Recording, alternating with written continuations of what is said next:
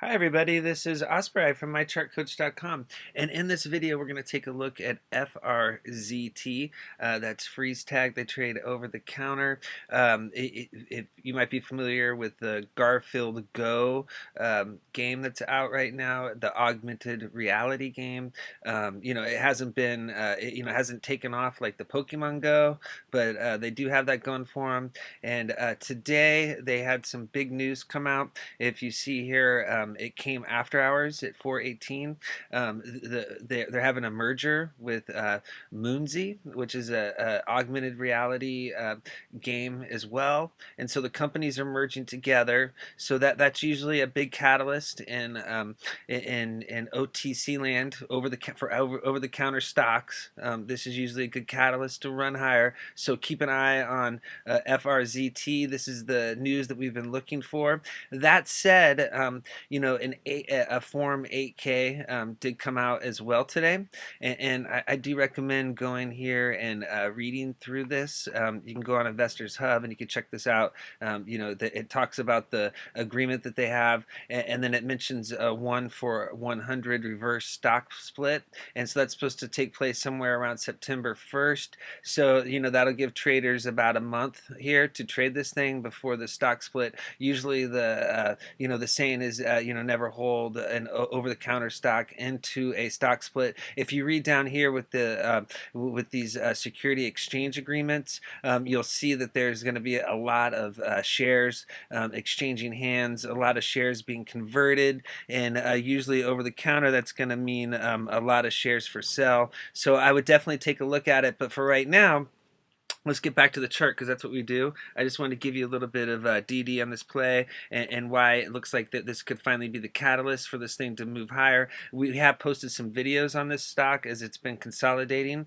in this downward channel. Notice the tight channel. They've just walked it down.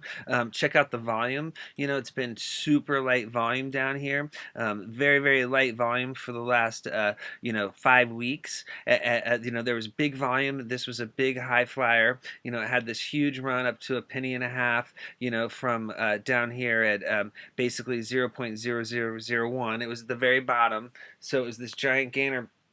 And then it pulled back, it broke middle Bollinger Band support, and it dropped down below the 50-day simple moving average at 0.0027. And so that is going to be a big level to break tomorrow. That's going to be the really crucial level. Okay, so the first level that we want to see broken is this descending resistance line. And so that's lining up basically with EMA 13 at 0.002. You want to see above that level and then above the middle Bollinger Band at 0.0022. There hasn't been a close above the middle Bollinger Band since back here back in June, when this big long downtrending channel started. And so notice this was the last close on the 21st of June above the middle Bollinger Band, which is this dotted purple line, and that signaled downside risk, the possible start of a new downtrend, and that's exactly what happened. For multiple weeks this has just been going down right in EMA's 4 and 8 resistance lower. That's the pink and green lines, and so a close above the middle Bollinger Band, that's going to be a bullish change in trend. And then if it can close above that 50-day simple moving average at 0.0027, then it could really get moving, and that's when you could possibly see a run back up to penny land. The eventual key level to break is going to be up here at 0.0015. First things first, it's got to get above the 50-day simple moving average. Notice it is bouncing currently off the 100-day simple moving average at 0.0014. That is the key level to hold. It'll be a major red flag if that level breaks. If you see it close below the 100-day simple moving average, it'll signal downside risk, and that'll be putting triple zeros and the 200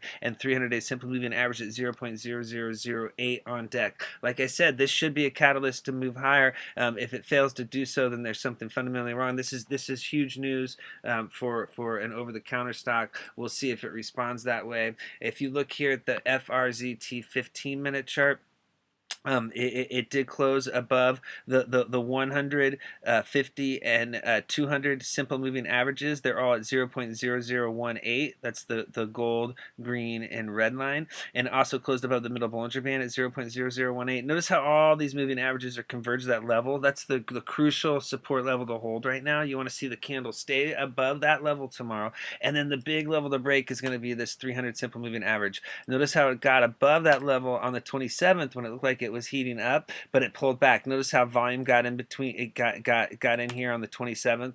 Last week, last Thursday, we were thinking that this chart was heating back up on that day, but then it pulled back, and then now we see why, because the merger news came out. There's always front loading. That we'll call this front loading for this play. This is probably people that knew this PR was coming out, and then they're loading up for the potential breakout tomorrow. That's what we'll be looking at for tomorrow. So we want to see a breakout above this 300 simple moving average at 0.002. If that level can turn into support, then FRZT will be forming candles above all the moving averages on the 15-minute chart, and it'll be super bullish. So that first candle of the day tomorrow is going to be crucial, above 0.002, and it should be Garfield go time. Okay, so yeah, we'll see if this can follow through and be the catalyst everybody has been looking for FRZT to finally head higher.